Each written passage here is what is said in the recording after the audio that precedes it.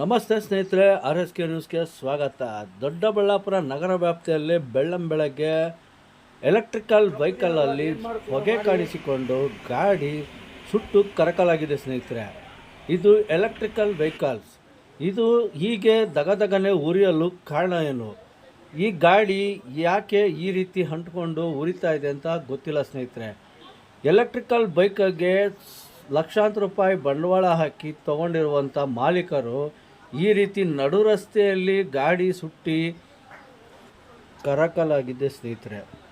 ಈ ಎಲೆಕ್ಟ್ರಿಕಲ್ ಬೈಕ್ನಲ್ಲಿರುವಂಥ ತಾಂತ್ರಿಕ ದೋಷವೇನು? ಈ ರೀತಿ ನಡು ರಸ್ತೆಯಲ್ಲಿ ಗಾಡಿಗಳು ಹತ್ತಿ ಉರಿದರೆ ಗಾಡಿ ಮಾಲೀಕರ ಸ್ಥಿತಿ ಏನು? ಹಾಗೂ ಇಷ್ಟು ಲಕ್ಷಾಂತರ ರೂಪಾಯಿ ಬಂಡವಾಳ ಹಾಕಿ ಗಾಡಿಗಳು ಈ ರೀತಿ ಸುಟ್ಟಿ ಕರಕಲಾದರೆ ಮಾಲೀಕರ ಸ್ಥಿತಿ ಏನಾಗಿರುತ್ತೆ? ಅಕಸ್ಮಾತ್ ಆಗಿ ಪ್ರಯಾಣಿಕರು ಅದೇ ಗಾಡಿಯಲ್ಲಿದ್ದರೆ ಅವರ ಸ್ಥಿತಿ ಏನಾಗುತ್ತೆ? ಬನ್ನಿ ಅವರ ಮಾತುಗಳಲ್ಲೇ ಕೇಳೋಣ. ಮುಕ್ಕಾಲಾಗಿ ನಾನು ಮನೆ ಅಂಗಡಿ ಮುಂದೆಲ್ಲ ಕಸ ಎಲ್ಲ ಗುಡಿಸಿ ನನ್ನ ಐಟಮ್ನೆಲ್ಲ ಈಚೆ ಇಡ್ತಾ ಇದ್ದೆ. ಇದಕ್ಕಿದ್ದಂಗೆ ವಾಸನೆ ಬರ್ತಾ ಇತ್ತು. ಏನಪ್ಪ ವಾಸನೆ ಅಂತ ನಾನು ಅಂಗಡಿಯೆಲ್ಲ ನೋಡ್ತಿದ್ದೆ. ಆಮೇಲೆ ಈ ಕಡೆ ನೋಡಿದ್ರೆ ಇಲ್ಲಿ ಹೊಗೆ ಬರೋಕ್ಕೆ ಸ್ಟಾರ್ಟ್ ಆಯಿತು. ಬ್ಯಾಟ್ರಿ ಹತ್ರ ಹೊಗೆ ಬರೋಕ್ಕೆ ಸ್ಟಾರ್ಟ್ ಆಯಿತು. ನಾನೇನು ಮಾಡಿದೆ, ಅವು ಕಡೆ ಲಾಕ್ದಲ್ಲಿ ಬ್ಯಾಟ್ರಿನಾದರೂ ರಿಮೂವ್ ಮಾಡಿಬಿಟ್ಟು ಗಾಡಿ ಆದರೂ ಇದು ಸೇಫ್ ಮಾಡ್ಕೊಳ್ಳೋಣ ಅಂತ ಹೋದೆ. ಲಾಕ್ ಓಪನ್ ಆಗಲಿಲ್ಲ. ಇನ್ನೇನು ಮಾಡೋದು, ಇನ್ನೇನು ಮಾಡೋಕ್ಕೆ ಪರಿಸ್ಥಿತಿ ನನಗೆ ಅದು ಸಡನ್ನಾಗಿ ಏನೂ ಗೊತ್ತಾಗಿಲ್ಲ. ನಾನೇನು ಮಾಡಿದೆ, ಗಾಡಿನ ಸ್ವಲ್ಪ ಸೈಡಲ್ಲಿ, ಅಂದರೆ ಯಾರಿಗೇನು ತೊಂದರೆ ಆಗ್ಕೊಡೋದು ಅಂತ ಸೈಡಲ್ಲಿ ಎಳೆದು ನಿಲ್ಲಿಸಿದೆ. ಕೊನೆಗೆ ಅದು ಬರ್ತಾ ಹಂಗೆ ಬರ್ನಾಡು. ಅದನ್ನೇನು ನಾನು ಮುಟ್ಟಕ್ಕೂ ಆಗಿಲ್ಲ, ಅದನ್ನೇನು ಸೇವ್ ಮಾಡೋಕ್ಕಾಗಿಲ್ಲ. ನಾನು ಗಾಡಿ ತೊಗೊಂಡು 4 ವರ್ಷ ಆಗಿದೆ. ಮೊನ್ನೆ ಮಾರ್ಚ್ಗೆ 4 ವರ್ಷ ಆಗಿದೆ. ಸರ್ವಿಸ್ ಎಲ್ಲ ನಾನು ಅಪ್ಡೇಟು ಮಾಡಿಸ್ತಾನೆ ಇದೆ. ಬೇರೆ ಥರ ಏನು ನನಗೇನು ಪ್ರಾಬ್ಲಮ್ ಇಲ್ಲ. ಹೊಗೆ ಫಸ್ಟ್ ಬಂತು, ಹೊಗೆ ಬಂದು ಆಮೇಲೆ ಅದು ಬೆಂಕಿ ಬಂತು. ಸೊ ಇವಾಗ ಗಾಡಿ ಬಗ್ಗೆ ನೀವೇನು ಹೇಳ್ತೀವಿ?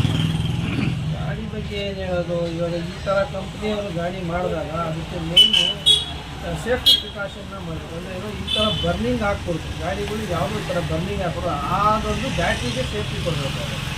ಅದು ಬಿಟ್ಟು ನಾವು ಹಿಂಗೆ ಆಗೋಯ್ತು, ಅಕಸ್ಮಾತ್ ಯಾರೋ ಫ್ಯಾಮಿಲಿ ಕಟ್ಕೊಂಡು ಎಲ್ಲನೋ ಹೋಗಬೇಕು, ದೂರ ಓದ್ತಿರ್ತಾರೆ. ಸ್ವಲ್ಪ ದೂರ ಅಂದರೆ ಊರು ಬಿಟ್ಟು ಎಲ್ಲ ಓದ್ತಿದ್ದಾಗ ಅಕಸ್ಮಾತ್ ಅವ್ರಿಗೇನನ್ನ ಓದ್ತಾ ಇರೋ ಗಾಡಿ ಹಂಗೇನೋ ಆದಾಗ ಯಾರಿಗಾನ ಏನೋ ತೊಂದರೆ ಆದರೆ ಏನಂದರೆ ಬ್ಯಾಟ್ರಿ ಬರಸ್ಟ್ ಆಗಿಲ್ಲ, ಹಂಗೆ ಹೊಡೆದೋಯ್ತು. ಬರಸ್ಟ್ ಆಗಿದೆ, ಅಕ್ಕಪಕ್ಕದಲ್ಲಿ ಡ್ಯಾಮೇಜ್ ಆಗಿದೆ. ಏನು ಮಾಡಬೇಕು? ಕಂಪ್ನಿಯವ್ರು ಏನಾದರೂ ಇದನ್ನು ನಮಗೇನನ್ನ ಇದು ಮಾಡ್ಕೊಡ್ತಾರೆ, ಕ್ಲೈಮ್ ಮಾಡ್ತಾರೆ ಅದ್ರ ಬಗ್ಗೆ. ಏನನ್ನ ಡ್ಯಾಮೇಜ್ ಆಯಿತು ಕಂಪ್ನಿಯವ್ರಂತೂ ಇಲ್ಲಿ ಡೈರೆಕ್ಟ್ ಬರೋಲ್ಲ. ಎಲ್ಲ ನಾವು ಇಲ್ಲೇ ಪೊಲೀಸ್ ಕಂಪ್ಲೇಂಟ್ ಕೊಡಬೇಕು, ಇಲ್ಲ ಇನ್ಶೂರೆನ್ಸ್ ಕ್ಲೈಮ್ ಮಾಡಬೇಕಾಗುತ್ತೆ. ಅದು ಎಲ್ಲ ಪಕ್ಕ ಇದೆ, ಇನ್ಶೂರೆನ್ಸ್ ಇರ್ಬೋದು, ಎಲ್ಲ ಪಕ್ಕ ಇದೆ. ಗಾಡಿ ಮೌಲ್ಯ ನಾನು ತೊಗೊಂಡಾಗ 1 ಲಕ್ಷ, ಈಗ 1.25 1.35 ಅಂತ ಇದೆ.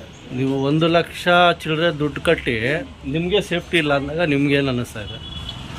ಒಂಥರ ಬೇಜಾರಾಗುತ್ತೆ. ಯಾಕಂದರೆ ನಾವು ಅಷ್ಟು ಬಂಡವಾಳ ಹಾಕಿ ನಾವು 1 ರೂಪಾಯಿ ಕೋಡಿಗೆ ಒಂದು ಗಾಡಿ ತೊಗೊತೀವಿ. ಆ ಗಾಡಿ ತೊಗೊಂಡಾಗ ಈ ಥರ ಏಕಾಏಕಿ ಹಿಂಗೆ ಆಗೋಯ್ತು ಅಂದರೆ ಆ ಅಮೌಂಟ್ ನನಗೆ ಯಾರು ಕೊಡ್ತಾರೆ?